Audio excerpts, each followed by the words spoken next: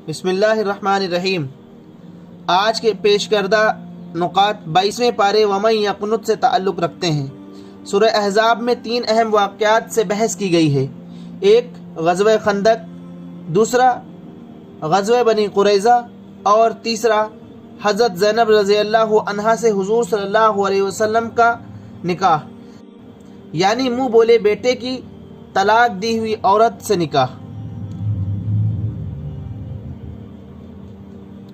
جنگ احد میں حضور صلی اللہ علیہ وسلم کی ایک ہدایت کو نظر انداز کرنے کے سبب جو شکست ہوئی، اس کا اثر عربوں میں یہ پڑا کہ مشرکین، یہود اور منافقین تینوں کی ہمتیں بڑھ گئیں اور وہ سمجھنے لگے کہ مسلمانوں کو ختم کرنا کچھ زیادہ مشکل کام نہیں۔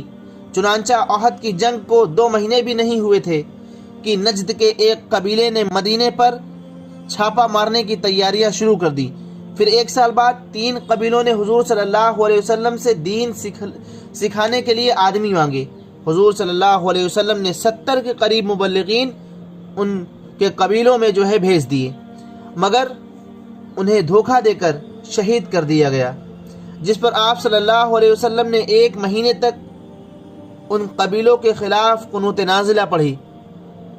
انہی حالات میں شوال 5 ہجری میں عرب کے بہت سے قبائل نے مدینے پر ایک مشترکہ قوت کے ساتھ حملہ کیا۔ 3-4 ہزار کی بستی پر، جس میں کئی منافقین بھی شامل تھے، 10-12 ہزار کی تعداد نے حملہ کیا۔ اگر یہ حملہ اچانک ہو جاتا تو سخت تباہ کن ہوتا، مگر تحریک اسلامی کے ہمدرد اور متاثرین افراد جو مخالف قبیلوں میں رہتے تھے، آپ صلی اللہ علیہ وسلم کو سب کارروائیوں کی اطلاع دیتے رہتے تھے۔ اس لیے حملہ کے کچھ دن پہلے ہی آپ صلی اللہ علیہ وسلم نے مدینے کی 2 طرف خندق کھدوا ڈالی اور 3000 افراد کے ساتھ جنگ کے لیے تیار ہو گئے۔ کفار کے خواب و خیال میں بھی نہ تھا کہ انہیں خندق سے سابقہ پیش آئے گا، کیونکہ عرب اس طریقے پر کبھی نہیں لڑے تھے۔ مشرکین عرب کو جاڑے کے زمانے میں لمبے محاصرے کے لیے مجبور ہونا پڑا، جس کے لیے وہ گھر سے تیاریاں کر کے نہیں آئے تھے۔ 25 دن سے زیادہ یہ محاصرہ جاری رہا۔ کچھ تو محاصرہ کی طوالت، کچھ نبی کریم صلی اللہ علیہ وسلم کی جنگی تدبیریں، اور پھر ایک رات ایسی آندھی چلائی کہ تمام خیمے اجڑ گئے اور کوئی ان میں نہ ٹھہر سکا۔ اس پورے عرصہ میں ایک بار شدید حملہ ہوا جو صبح سے لے کر رات تک جاری رہا تھا، اور 5 وقت کی نمازیں رات کو جنگ سے فارغ ہو کر ایک ساتھ پڑھی گئی۔ مسلمانوں نے انتہائی بے جگری سے مقابلہ کیا۔ معرکہ خندق ختم ہوا تو جبریل علیہ السلام نے اللہ کا حکم سنایا کہ ابھی ہتھیار نہ کھولے جائیں، بلکہ یہودی قبیلہ بنی قریظہ پرواز کر کے ان سے نپٹ لیا جائے، کیونکہ انہوں نے غداری کی تھی۔ چنانچہ فوراً ہی مسلمان ان کے علاقوں میں پہنچ گئے اور یہودیوں کے مقرر کردہ ثالث حضرت سعد بن معاذ رضی اللہ عنہ کے فیصلے کے مطابق ان کے تمام مردوں کو قتل کر دیا اور عورتوں اور بچیوں کو غلام بنا لیا گیا۔ جنگ احد سے جنگ خندق تک کا 2 سال کا تمام عرصہ سخت بحرانی زمانہ تھا، مگر اس میں معاشرہ کے استحکام اور اصلاح کا کام جاری رہا۔ چنانچہ مسلمانوں کے نکاح اور طلاق کے قوانین اسی زمانے میں مکمل ہوئے، وراثت کا قانون نازل ہوا اور شراب اور جوئے کو حرام کیا گیا، اور دوسرے بھی کئی پہلوؤں کے متعلق قوانین نازل ہوئے۔ اس سلسلے کا ایک اہم مسئلہ جو اصلاح کا تقاضا کر رہا تھا وہ منہ بولے بیٹے کا مسئلہ تھا، جسے لوگ اصلی بیٹے جیسا سمجھتے تھے۔ اسے وراثت میں حصہ ملتا تھا، اس سے منہ بولی ماں اور منہ بولی بہنیں اسی طرح بے تکلف ہوتی تھی جیسے سگی ماں اور سگی بہنیں۔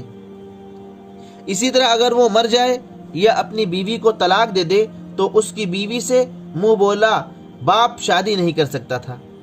یہ باتیں قدم قدم پر قرآن کے ان قوانین سے ٹکراتی تھیں جو اللہ نے سورہ نساء اور سورہ بقرہ میں نکاح، طلاق اور وراثت کے متعلق اتارے ہیں۔ ساتھ ہی یہ بات اخلاق کے پہلو سے بھی بری تھی کہ کتنا ہی سگوں کی طرح سمجھا جائے، مگر پھر بھی وہ حقیقی بیٹا یا بھائی نہیں تھا، اور بہت سے ذہن بے تکلفی سے नाजायज फायदा भी उठा लेते थे। जरूरत इस बात की थी कि इन बुराइयों का रास्ता रोका जाए, मगर ये रास्ता सिर्फ कानून बनाने से नहीं रुक सकता था। इसके लिए अल्लाह ने ऐसे हालात पैदा किए कि नबी करीम सल्लल्लाहु अलैहि वसल्लम को खुद इस रस्म को तोड़ना पड़ा।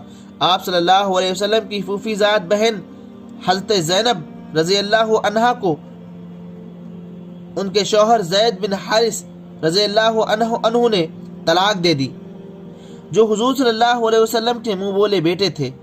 तो अल्लाह ने हुक्म दिया कि आप हज़रत ज़ैनब रज़ी अल्लाह अन्हा से शादी कर लें।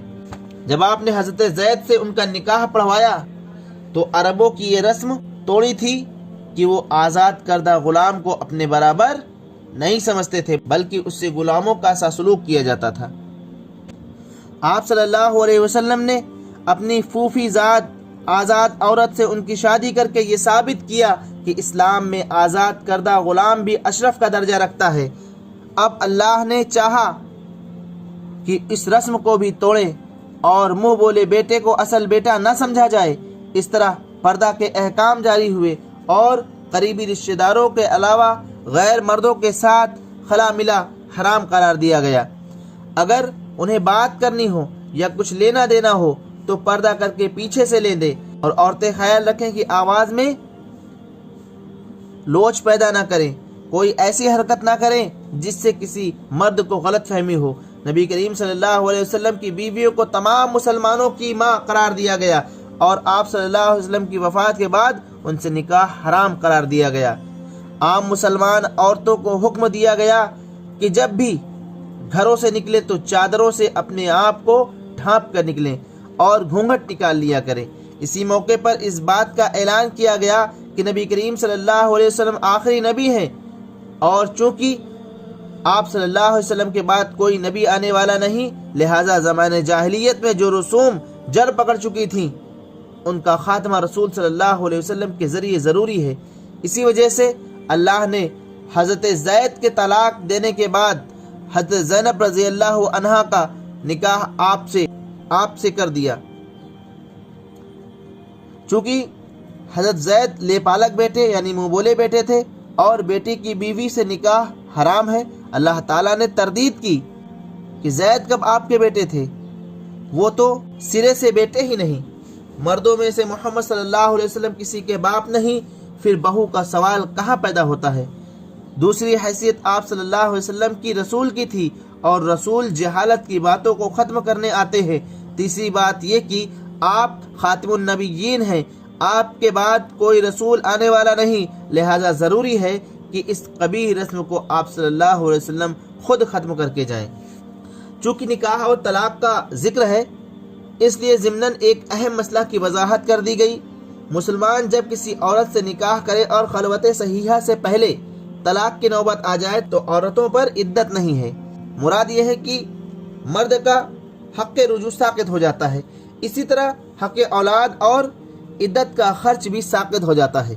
अलबत्ता शौहर को चाहिए कि कुछ माल देकर औरत को रुखसत करे। गोया अगर निकाह के वक्त महर मुकर्रर किया गया है और खलवत से पहले तलाक हो गई है तो निस्फ महर वाजिब है, जैसा कि सूरह बकरा आयत नंबर 237 में मौजूद है। इस वाजिब से ज्यादा देना लाजिम नहीं है, मुस्तहब है। लेकिन अगर निकाह के वक्त महर मुकर्रर न किया गया हो तो इस सूरत में औरत को कुछ न कुछ उसकी हैसियत के मुताबिक देकर रुखसत करना चाहिए। भले तरीके से रुखसत करने का मतलब ये है कि उसे रुस्वा ना किया जाए, बदनाम ना किया जाए, बल्कि शरीफाना तरीके से रुखसत किया जाए।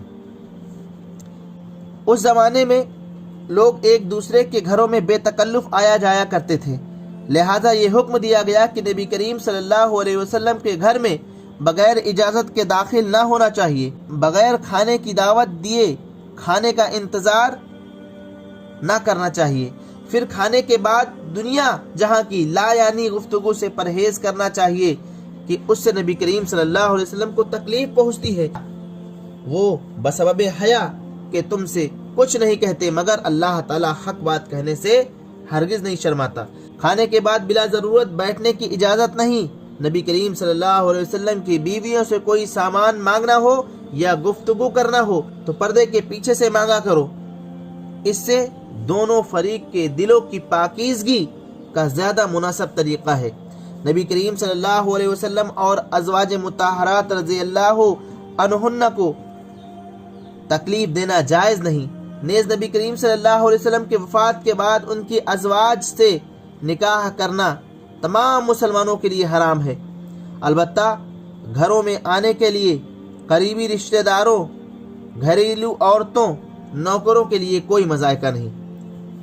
کفار مشرکین اور منافقین نبی کریم صلی اللہ علیہ وسلم کو بدنام کرنے کی کوشش کرتے رہتے تھے، مگر اللہ تعالیٰ نے واضح فرما دیا کہ دنیا کچھ بھی کہے مگر نبی صلی اللہ علیہ وسلم کا مرتبہ یہ ہے کہ خدا اپنی طرف سے ان پر درود بھیجتا ہے۔ فرشتے دن رات آپ کے حق میں دعائیں کرتے ہیں، اور اہل ایمان کو بھی چاہیے کہ وہ اپنے نبی سے غایت درجہ محبت رکھیں، ان کے گرویدہ ہو جائیں، ان کی مدح و ثنا کریں اور ان پر درود و سلام بھیجا کریں، دل و جاں سے ان کا ساتھ دیں۔ جو لوگ خدا اور رسول کو اذیت دیتے ہیں ان پر دنیا اور آخرت میں اللہ نے نالانت فرمائی ہے اور ان کے لیے رسوا کن عذاب ہے۔ اے نبی کریم صلی اللہ علیہ وسلم، اپنی بیویوں اور اہل ایمان عورتوں سے کہہ دو کہ اپنے اوپر اپنی چادروں کو پلو لٹکا لیا کریں، یہ زیادہ مناسب طریقہ ہے کہ وہ پہچان لی جائیں اور انہیں ستایا نہ جائے۔ گویا ایک خاتون جب اپنے آپ کو پردے میں کر لیتی ہے تو پورے سماج میں اسے عزت کی نگاہ سے دیکھا جاتا ہے۔ سادہ اور حیادار لباس میں دیکھ کر ہر دیکھنے والا یہ جان لیتا ہے کہ یہ شریف اور باعصمت خواتین ہیں، آوارہ اور کھلاڑی نہیں کہ کوئی بد کردار انسان ان سے اپنے دل میں تمنا پوری کرنے کی امید کر سکے، ان کو چھیڑنے کی جرأت کر سکے۔ سورہ فاطر مکہ میں نازل ہوئی۔ فرمایا، لوگو تم پر جو اللہ کے احسانات ہیں انہیں یاد رکھو۔ کیا اللہ کے سوا کوئی اور بھی خالق ہے جو تمہیں آسمان اور زمین سے رزق دیتا ہو؟ اس کے سوا کوئی معبود نہیں۔ آخر تم کہاں سے دھوکہ کھا رہے ہو کہ خدا کی دی ہوئی نعمتوں سے فائدہ اٹھاؤ اور بندگی کسی اور کی بجا لاؤ؟ کھلی احسان فراموشی ہے۔ اور اے نبی کریم صلی اللہ علیہ وسلم، اگر تمہیں یہ جھٹلاتے ہیں تو تسلی رکھو، تم سے پہلے بہت سے رسول جھٹلائے جا چکے ہیں، سارے معاملات اس کی طرف رجوع ہونے والے ہیں۔ لوگوں اللہ کا وعدہ آخرت برحق ہے۔ دنیاوی زندگی تمہیں دھوکے میں نہ رکھے کہ بعد میں کوئی زندگی، کوئی حساب کتاب نہیں، یا خدا کا وجود نہیں، وہی و رسالت کی حقیقت نہیں۔ اور سب سے بڑا دھوکے باز تمہیں اللہ کے بارے میں دھوکے میں نہ رکھے۔ شیطان تو تمہارا دشمن ہے، تم بھی اسے اپنا دشمن سمجھو۔ وہ تو اپنے پیرووں کو اس لیے بلا رہا ہے کہ سب کو جہنمی بنا دے۔ خدا کی قدرت یہ ہے کہ اس نے رات کا سلسلہ دن رات کا سلسلہ جاری فرمایا، چاند سورج مسخر کیے، یہ سب کچھ ایک مقرر وقت تک چلتا رہے گا۔ خدا ہی تمہارا حقیقی رب ہے۔ خدا کے علاوہ جن کو تم پکارتے ہو وہ گٹلی کے چھلکے کے بھی مالک نہیں ہیں۔ تم انہیں پکارو گے تو وہ تمہاری پکار سن نہیں سکتے، اور اگر سن بھی لے تو جواب نہیں دے سکتے، اور قیامت کے دن تمہارے شرک کا وہ انکار نہیں کریں گے۔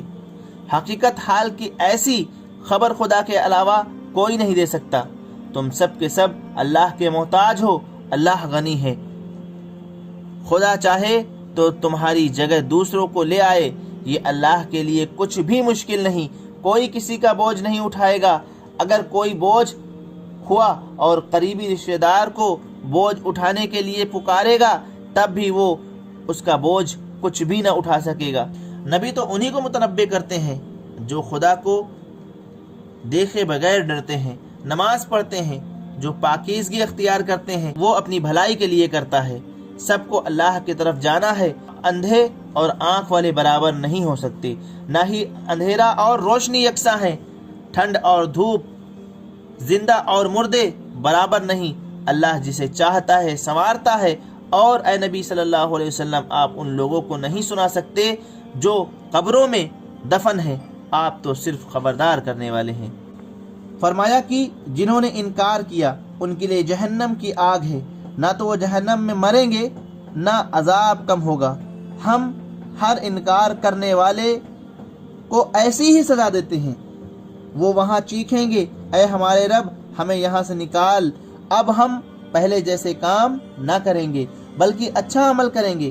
ان سے کہا جائے گا کیا ہم نے تمہیں اتنی عمر نہ دی تھی کہ سمجھدار سبق لے لیتا، اور تمہارے پاس تو ڈرانے والا بھی آیا تھا، اب مزہ چکھو، ظالموں کا کوئی مددگار نہیں ہوتا۔